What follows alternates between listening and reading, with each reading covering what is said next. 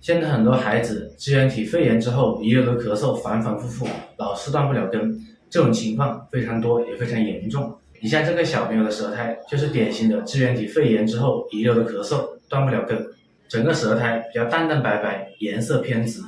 说明他体内的寒湿跟那个淤堵比较严重。这种舌苔一般就是寒痰凝聚所导致的。这种情况我们中医里面有个经典止咳名方，就是小青龙汤加减。我们可以用干姜、细辛、五味子3味药去治疗小朋友体内的寒湿。干姜它不仅可以温肺阳，同时可以温脾阳，可以加速脾胃的一个运化，把脾胃里面和肺里面的痰湿给排出来。